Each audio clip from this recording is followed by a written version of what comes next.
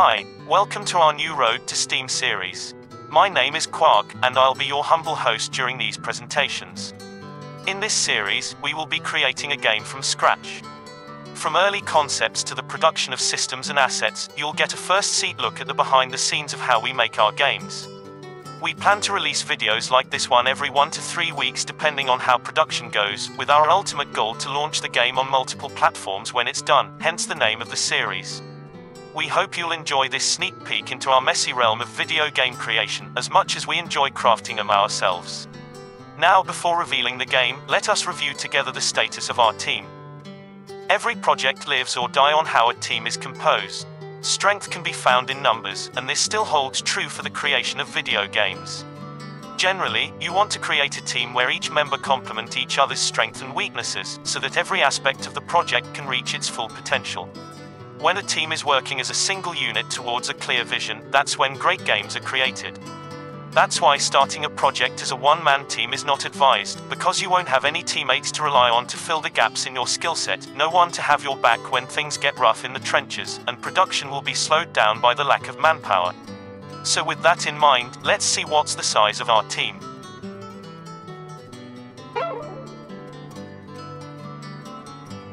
Well, all is not doom and gloom, because I forgot to tell you something really important. No matter what your team composition is, there's a single secret ingredient that can lift any team from the dump. Money. Have enough money and you can rule the world. Well, in our case, we'll just have to settle for a badass game. Open the coffers, and let's see what fortune has in store for us.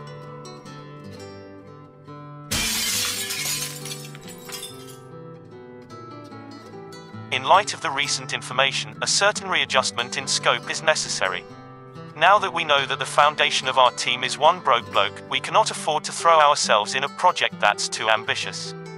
We need to strategically choose a concept that will fit our current condition. That's why we will go with a small scope for our game, something that can be finished in 5 to 7 months. This limitation will help us focus our energy on what's really important for the core of the game. It will prevent feature creep and force us to quickly hone in on what makes the game click, from assets to gameplay. But to accomplish this, we must find a good set of tools. We need them as professional and dirt cheap as possible. That's why classic programs like Maya, Photoshop and others won't be used in this project, because of the steep license prices. In their place, we scoured the interwebs to find the meanest and baddest one out there, and as a bonus, they're all free. First, we have Unity, the engine in which we'll build the game. For 3D assets, we chose Blender. To replace the versatile Photoshop, we'll use a combination of two programs, Inkscape for image manipulation and Krita for the creation of 2D assets. And finally, for everything related to sounds, Audacity will work like a charm. Now that all the boring stuff is out of the way, fasten your seatbelt, take a deep breath, and let's dive straight into the reveal.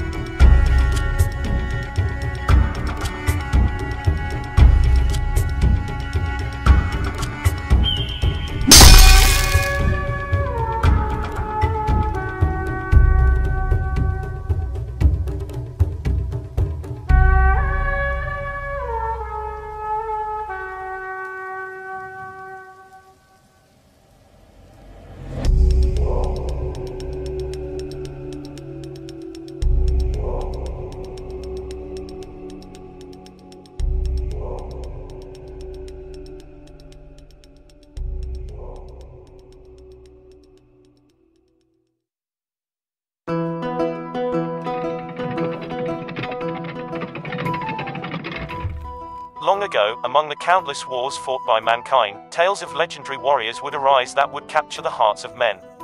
In these legends, a lone warrior would face insurmountable odds. Surrounded on all sides, he would challenge death itself and make his last stand by charging head-on into the midst of battle, displaying combat prowess only known to heroes of myths. This is the experience we aim to deliver with the game. An experience of cathartic combat in which you feel like one of these warriors of legend. We want you to unleash your bloodlust and embrace your warrior spirit each time you enter the battlefield. This theme of warrior resilience is the reason why the game is named Hus. Hus is a mantra of defiance, used throughout the game as a war cry. A war cry to challenge the mighty. A war cry to claim glory for your own. A war cry in which to forge your legend. And to bring this vision to life, we base the foundation of the game on 3 distinct pillars by which every aspect of the project must abide. The first one is we want the game to be easy to pick up, but hard to master. This is a very important point for us, because of the experience we chose to offer. We don't need you to be a master at the game for you to feel like a warrior of legend. We want it to be a constant feeling throughout your journey to mastery. From the beginning when you're learning and experimenting with the game's systems, to the point where you're exploiting the nuances of combat and its mechanics to the fullest, we want you to indulge in this power fantasy with every interactions you have with the game. To accomplish this goal, we designed the mechanics of the game to be as accessible as possible without sacrificing the depth we want in the moment-to-moment gameplay. The game is played from a 2D point of view where the player avatar is always the focus point of the camera. Enemies will be coming from the left and right of the screen. To interact in combat, the player will mostly be using 4 different inputs. The first 2 are the mouse buttons.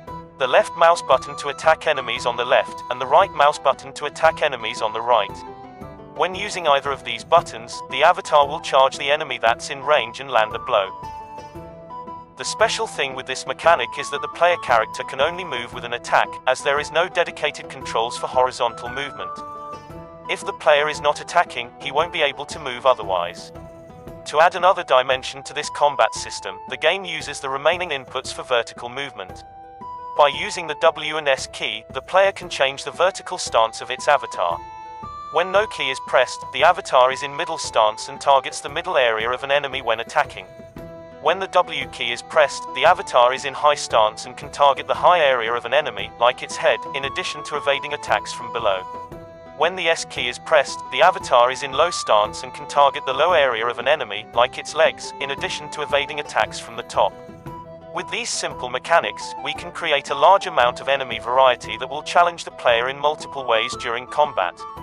As for example, an enemy with a shield will force the player to change his stance when attacking, but an enemy with a bow will offer the opportunity to evade its arrows and use them to your advantage. For our second pillar, we want our combat experience to be a fast and brutal one.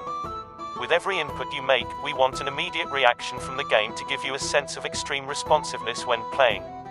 From animations to the movement of your character, everything is meant to be faster than normal to bring you ever closer to this feeling of complete control. But this is only one side of the coin. To make you feel like a real monster on the battlefield, we need our enemies to not just die, but to crumble in pieces under your savageness, littering the ground with their insides and repainting the battlefield as a crimson hell. Your own festival of blood. That's why the game will feature a full gore system, where every part of an enemy can be cut and shattered to pieces. Be it their head, arms or legs, nothing is left aside in Hus, where the thrill of the kill is king. For our third and final pillar, we want you to feel a growth in power when progressing through the game. The first time you'll enter the battlefield, you'll be but a mere peasant in the chaos of battle with only a sword to defend yourself. But as you fight more and more battles, your performance will be rewarded with gold that you'll be able to spend on upgrading your character, expanding your arsenal and slowly forging yourself into a machine of war. From new weapons, armors, and trinkets that offer new gameplay opportunities, to new skills and attributes that completely change your playstyle, you will feel the rise in power with every passing battle as you fully customize your character to fit the way you want to play. With all of our pillars covered, this marks the end of our video presentation for today. We hope you enjoyed our introduction to the game and that it gave you a clear idea of the vision we have for the project. Additional features will be tackled in the future, where we'll go in depth into the game's structure and progression. But as of right now, full production of the project is scheduled to start the moment this video is posted. So, for the next episode of our Road to Steam series, we plan to give you a detailed overview of the progress we'll make on the game in the coming weeks. If you have any feedback or just anything you want to share, don't be shy and fill the comments section down below. If you enjoyed our content and want to support the channel, feel free to leave a like and subscribe. On this, Godspeed to all of you, and we'll see you on the next episode of our Road to Steam series.